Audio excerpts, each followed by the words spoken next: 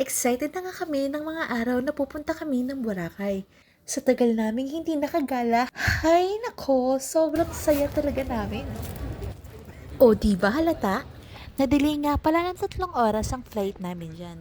Kaya tsaran! Meron kaming compensation galing sa PAL. Fast forward, 1 PM na nga kami nakarating sa mismong Boracay. At dito na mag-uumpisa ang aming day 1!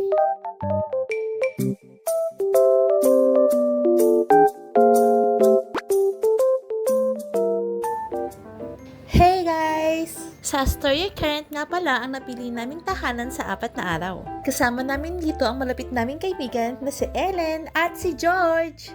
At syempre, una namin ginawa ang maghanap ng makakain. Sa dinabi-dami ng pagpipilian, alam niyo ba kung saan kami napunta? O diba, nag-Boracay para mag-KFC. 3 PM na nga pala nung nakabalik kami sa hotel namin. At tingnan nyo naman si Mr. Suave, nagkuha pang mag-room tour. Di ba? Habang pumupops, pwede kayong tumawag. Talibabad. Hello? Tayo na ako. Kinagabihan ay naghanap naman kami ng makakainan para sa dinner. At sa dinami-daming pagpipilian, buti na lang meron kami isang nakita. Ito ang Bamboo Boracay Restaurant. Sobrang sulit dito.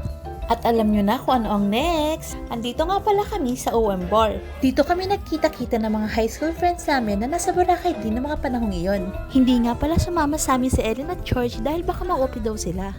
Kung alam lang nila, ang mga kaibigan namin ito, walang hiya-hiya. In-enjoy lang namin ang mga gabing yan.